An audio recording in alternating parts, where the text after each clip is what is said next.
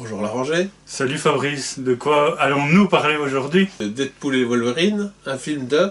Sean Levy, pour situer un peu, il a fait des trucs un peu légers comme La nuit au musée, c'est lui qui a fait tout ça. Et le truc le mieux qu'il a fait, on peut dire, c'est qu'il a réalisé la plupart des épisodes de Stranger Things.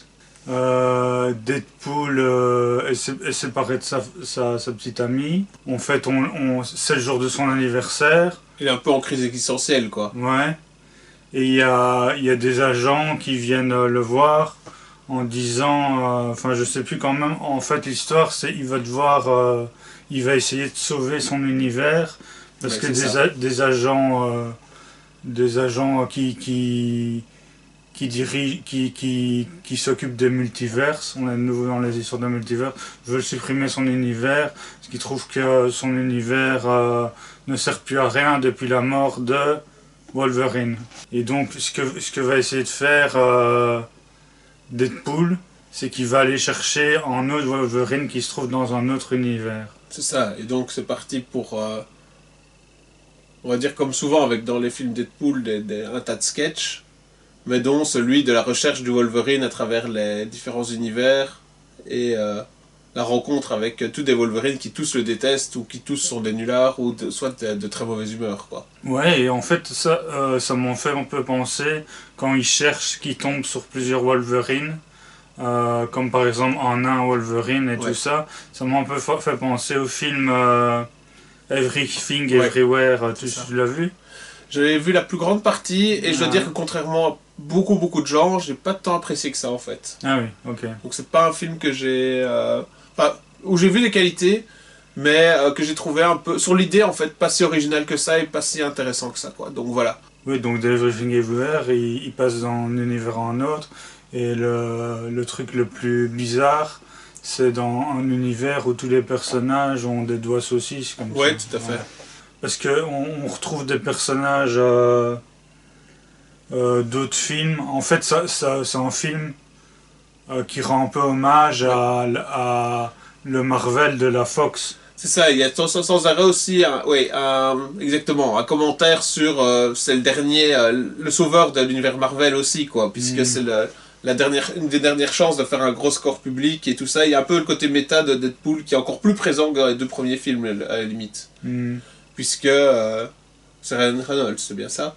Ryan Reynolds. De façon, je crois, directe, se fout de la gueule du plantage des derniers Marvel, quoi. Il y a un côté débridé là-dedans, plus méta encore, et plus adressé directement à la fois au public et aux réalisateurs, quoi, presque enfin au monde du cinéma, pour dire, voilà, ce que je fais, c'est peut-être pas le plus intellectuel, je me prends moins au sérieux, mais au moins les gens ont envie de revenir regarder mes films, quoi.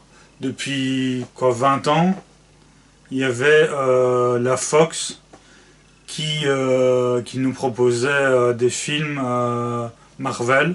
Je crois que le premier c'était X-Men, encore que je dis une blague parce que je crois que Blade est encore plus vieux. Oui. Blade avec Wesley Snipes. Blade est plus vieux que les X-Men, ça c'est certain, et c'était déjà... Et effectivement les X-Men étaient là, mais ça faisait pas encore partie vraiment d'un univers. Le premier plan d'univers Marvel c'était avec Iron Man. Ça c'est Marvel Disney. Hein. Marvel Disney déjà? Ok. Oui, Marvel Disney. On parle d'abord de Marvel Fox. Oui, effectivement. Donc il y a eu Blade, il y a eu les X-Men, il y a eu les 4 Fantastiques, qui est en version pour les enfants. Quoi. Mais dont Ryan Reynolds reparle de temps en temps, quoi. Oui, il y a même en fait Chris Evans, qui joue Captain America dans Marvel Disney, qui jouait, quand il était plus jeune, la torche dans les 4 Fantastiques version Fox pour enfants, qu'on retrouve. On retrouve Blade aussi. La Fox c'est aussi Daredevil et Elektra. Oui, Daredevil, je le dirai à chaque fois, que j'ai plutôt apprécié comme film, alors que beaucoup le voient comme un film, un ratage complet, quoi. Je vais pas discuter Elektra qui est moins bon. Mais... Disney a racheté la Fox. Et donc... dans le catalogue. Oui. Donc pour avoir les personnages X-Men, les 4 Fantastiques, etc. Je crois qu'ils vont relancer Blade. Je pense, oui, oui. Il y a même il y a un nouveau Blade, enfin, comme le film prend du temps, peut-être que ça sera pas lui finalement, mais ils avaient engagé Marshall Ali, oui. qui jouait le flic principal dans True Detective 3. Il y a déjà eu des X-Men dans Marvel v Disney, mais dans des univers parallèles. Dans Doctor Strange 2, oui. Il y a Xavier, oui. Je crois un des 4 fantastiques, mais pas avec le même acteur. Oui, tu avais justement Monsieur Fantastique, celui qui est élastique, quoi. Oui, mais c'était pas le même acteur que dans Solitaire Fox. Et il y a eu aussi un clin d'œil aux X-Men dans les Marvel, donc Captain Marvel 2. Et donc, qu'as-tu pensé de Deadpool et de Wolverine? Ben, comme toi, j'ai trouvé ça plutôt amusant. Je dirais que j'ai quand même préféré le 1. Ouais. Parce que je trouve... Enfin, c'est amusant, mais je trouve que Ryan Reynolds, il en fait un peu des caisses. Ouais. Et c'est quand même pas Jim Carrey ni Will Ferrell, donc au bout d'un moment, ça peut... c'est ça. Ça peut lasser, quoi. Il y a des parties que j'ai beaucoup aimées quand même. Je trouve que pour spoiler un peu, la sœur de Xavier, donc de Dr Xavier, la psychopathe, quoi, je trouve que ça donne, c'est vraiment réussi comme personnage, quoi. Toute la partie où ils sont dans l'univers désolé, un peu à la Mad Max, avec les super-héros proches de l'anéantissement et tout ça, que ça, c'est plutôt une partie réussie. Globalement, hein, parce que c'est pas que il y a des moments un peu plus mous ou juste comme tu dis, juste fan service et tout ça, mais que globalement le personnage amené est vraiment menaçant, est intéressant et que ça donnait une dimension. À ce moment-là, en tout cas, cette partie-là du film donne une dimension au film suffisante, je trouve, pour qu'elle puisse être appréciée pour autre chose que juste le côté on fait des gags, Ryan Reynolds on fait des caisses, quoi. Et peut-être ça j'en ai pas parlé. Mais par rapport au fait que Chris Evans joue Captain America dans Marvel Disney, oui. Et qui jouait la torche des 4 Fantastiques dans Marvel Fox, je sais pas si tu as suivi ça, mais il y a un film qui devrait sortir sans doute en 2025 ou en 2026, je sais pas où ils en sont, qui est une nouvelle version des 4 Fantastiques. D'accord. Tu n'es pas au courant de ça? Pas vraiment jusqu'ici, je sais qu'en tout cas, vaguement, je sais que tant qu'ils ont pas réussi encore de vrais succès box-office avec les 4 Fantastiques, ils ont pas encore lâché l'affaire, ça je savais plus ou moins. Les 4 Fantastiques, la Fox, ils avaient quand même fait deux films. Hein. Ouais. Donc ça avait quand même marché. Un peu. Ouais. C'est pas pour un truc en comics qui a duré aussi longtemps que les 4 Fantastiques, je crois pas qu'ils sont satisfaits de ça, quoi. Ouais, bon, alors le film de Marvel Disney, les 4 Fantastiques, ça se passe dans un univers autre que celui qu'on connaît jusqu'à présent, et avec des nouveaux acteurs. Par exemple, la femme invisible, c'est Vanessa Kirby, je sais pas si tu vois qui c'est, qui jouait, ah mais tu l'as pas vu, la femme de Napoléon par exemple. Ah si, j'ai vu. Oui, ok. Et en fait, ce qui fait un peu débat, c'est que le méchant Dr Fatalis, tu sais par qui il est joué? Non. Robert Downey Jr. Ah, de nouveau. Oui, donc qui jouait Iron Man dans Marvel Disney, et là dans un univers parallèle, il joue le Docteur Fatalis. Ouais. Donc les gens trouvaient que c'était pas si judicieux que ça, quoi. Je dirais a priori que non plus, en fait. Vu la place qu'il prend dans les univers et les choses comme ça, je crois que c'est bien que Docteur Fatalis ait un grand rôle, parce que c'est important. Dans le truc, je crois que c'est négligé par la Disney en général, dans tous les dimensions et tout, mais ce que Disney ne comprend plus ou pas bien, c'est qu'il faut un adversaire de grande dimension. Par exemple, le principal reproche que j'avais avec les Thor, les films, c'est que je trouvais les méchants systématiquement ratés, quoi. Dans tous les Thor, ce qui rendait les films plats et avec pas beaucoup d'enjeux, quoi. Mais ici, je pense que si tu mets une star pour Dr Fatalis, ou en tout cas quelqu'un qui peut avoir une grande dimension, c'est pas mal. Mais j'aurais pas vu non plus Robert Downey Jr. du fait que, vu le passé qu'il a dans les Marvel, peut-être que ça va ramener des gens, mais pour le bien du film, j'ai pas l'impression que ce soit peut-être le bon choix, quoi. Comme on est occupé avec les Marvel, peut-être 2 mots sur Marvel Sony. Donc en fait, Sony, ils avaient eu les droits, donc et aussi il y a longtemps, pour les premiers Spider-Man, c'était eux, avec Tobey Maguire. Ouais. Les Spider-Man avec Andrew Garfield, c'est eux aussi. Disney aussi ou Sony? Non, Sony. D'accord. C'est en drôle de truc, parce qu'à la fois Marvel Disney avait les droits de Spider-Man, mais Sony aussi. Pour garder les droits de Spider-Man, Sony a fait Venom. Ouais. Qui est un des méchants, entre guillemets, parce que dans la trilogie, il n'est pas si méchant que ça. Oui, ce qui est nouveau, je pense, une nouvelle tendance, on en parle maintenant, je crois qu'il y a Craven qui est sorti comme ça, film, qui est un peu ratage, mais où il y a toujours un peu ce commentaire, de la part des gens qui vont le voir, de pourquoi est-ce ils ne peuvent pas faire un méchant qui, quand il a son film, reste méchant au moins le temps d'un film, quoi, au moins un, mais où tu puisses, on va dire, mettre en scène quelqu'un qui est vraiment, qui n'a pas de qualité de rédemption, et qui va se montrer vraiment, globalement, un adversaire et quelqu'un qui va être dangereux, quoi, ou qui va être vraiment dans le sadisme ou dans le côté vraiment maléfique.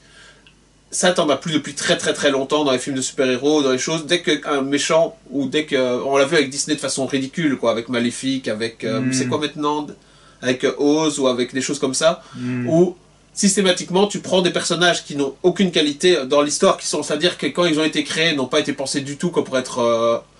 avoir une rédemption, tu changes complètement le personnage et tu les rends comme héros incompris ou comme héros tout court, quoi. Et mais alors, donc Venom est joué par Tom Hardy.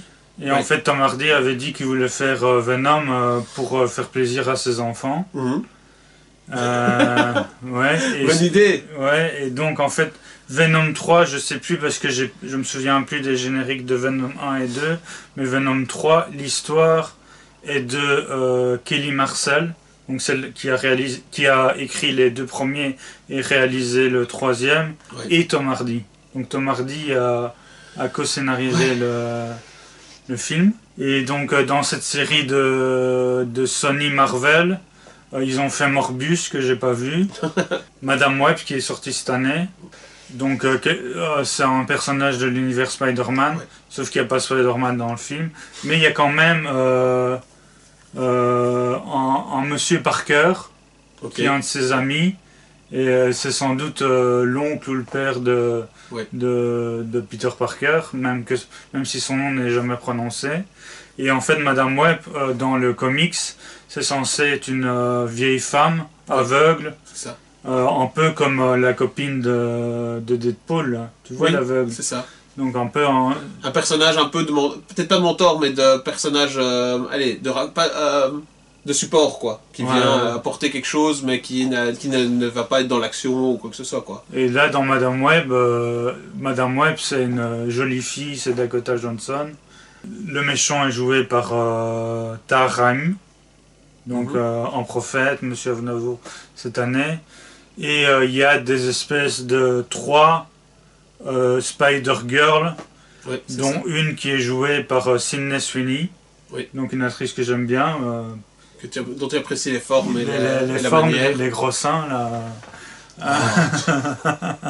Mais qui est une très bonne actrice, qui est capable d'être une bonne actrice, parce que je l'ai vue dans un film cette année où elle jouait une nonne qui s'appelle l'Immaculée, et là je la conseille. Ouais, donc les Spider-Girl, les costumes sont hideux. Et même les effets spéciaux sont pas spécialement mieux réussis. Et déjà, le choix du personnage, qui n'est même pas vraiment un super-héros, en gros, est un choix un peu discutable. J'en parlais de Craven. Je crois qu'il y a un peu... et là-dessus, peut-être pour revenir à Deadpool Wolverine, je crois que Ryan Reynolds, pour ça, a raison d'enfoncer le clou et de tourner ça à la dérision. Ça tourne vraiment en autre boudin dans le choix des personnages Marvel. Il y a un peu un désespoir et un côté, on va tourner n'importe quel personnage secondaire en tentative d'en faire une franchise ou d'en faire des réussites cinéma, quoi. Madame Web, c'est un peu le comble, même peut-être plus que Morbius, qui était déjà un personnage de comics avec ses propres aventures, quoi. Et Morbius, je crois que c'était... dans les comics, c'est un des méchants de Blade, je pense. De Spider-Man aussi. Spider-Man aussi, oui. Moi, ce que je trouvais qui changeait la mythologie, entre guillemets, de Madame Web, c'est qu'on en faisait une jeune femme plutôt qu'une... Oui, comme si c'était forcé, quoi. Si tu veux faire une franchise, tu dois avoir quelqu'un de jeune et beau, homme ou femme, et tu dois faire quelque chose comme allez, pour donner le côté cool, quoi. Alors comme si c'était ça qu'attendait le public, forcément, quoi. Comme s'il n'y avait pas moyen de faire d'autres recettes ou d'être un peu original sur le personnage même, quoi. Ouais. Toujours chez Sony Marvel. Ouais. Alors que les Sony Marvel, genre Venom, Morbius, etc., c'est plutôt pas bon, hein, on peut le dire. Ils font quelque chose en film d'animation que je trouve assez, je dirais pas dire génial, mais en tout cas brillant. C'est les dessins animés Spider-Man. C'est ça, mais ce sont des équipes complètement différentes, je pense qu'ils s'en occupent quand tu es dans l'animation. Effectivement, graphiquement, ce sont des grandes réussites. Ici, c'était la réunion tant attendue de deux amis, quoi, si on veut. Hey, Ryan Reynolds, ça a une propre manière de faire sa promotion, quoi. Il a ses propres vidéos YouTube et autres, de Noël, d'un tel, pour des pubs, dans des pubs aussi pour de l'alcool ou des choses comme ça. A toujours un peu je joue Ryan Reynolds qui se moque de la situation et de lui-même et tout ça. Mais de temps en temps, tu avais l'acteur de Wolverine qui intervenait dedans, quoi. Hugh Jackman. Hugh Jackman est un ami de longue date de Ryan Reynolds. Et donc, je crois que c'est aussi encore plus un peu dans le côté fanservice, mais puisque il avait rangé ses griffes de Wolverine, en théorie, depuis Logan. Mais donc, à mon avis, c'est Ryan Reynolds, du fait de son amitié avec Hugh Jackman, qui a obtenu le retour de Wolverine, quoi. Donc c'était un peu le grand événement de... Voilà, on revoit encore une fois Wolverine, quoi. Toi, dans la séquence de recherche du Wolverine, on tombe sur Old Man Logan. Toi, tu vois ce que c'est? C'est un Logan vieux, quoi. Oui. Ouais. Et ça, je trouve l'histoire, eh bien...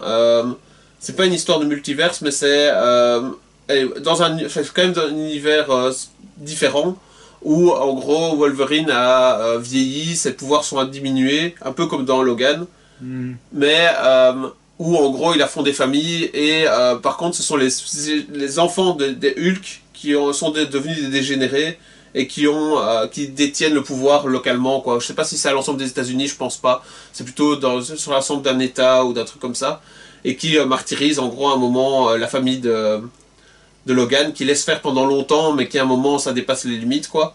Et donc là il reprend du service et il va éliminer tous ceux qu'il aurait dû éliminer, puisque en gros ce sont les méchants qui ont gagné dans cet univers là, quoi. Et je trouvais là l'histoire pas mal. À la limite, s'ils avaient voulu reprendre après Logan, ça aurait été compliqué, quoi. Mais faire un film Old Man Logan aurait été plus intéressant que de le faire revenir dans Deadpool Wolverine, mais bon, moins drôle sans doute, mais plus intéressant de façon cinématographique, quoi. Oui, et ça on se peut un petit peu. Il y a un des Wolverine qui est joué par Henry Cavill, ça on n'a pas dit. Tout à fait. Et aussi... qui arrive même à rendre ça intéressant, même juste pour le... Allez, c'est juste une mini-référence, mais c'est... Allez, même là-dedans, Henry Cavill ne fait pas mauvaise figure, quoi, pour les quelques secondes qui est à l'écran, quoi. Et aussi, en fait, qu'on parlait de Blade, Elektra et la fille de Wolverine, il y a aussi un personnage qu'on n'avait jamais vu en film, mais qui devait se faire depuis longtemps. Tu vois pas de quoi je parle? Non, pas comme pas ça. directement. C'est Gambit. Oui, juste. En fait, il y a un film Gambit qui est prévu depuis des années et qui s'est jamais fait.